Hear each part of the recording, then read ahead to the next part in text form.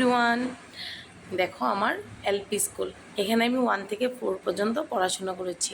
আর এটা আমাদের পাড়াতে, আমাদের পাড়ার পিছন সাইডে স্কুলটা।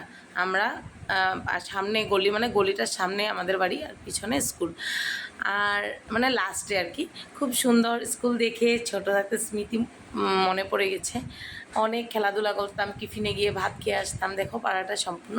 তারপরে পিছনে একটা অনেক বড় দিঘি আছে, কিন্তু দিঘিটা পুরো চেঞ্জ হয়ে গেছে।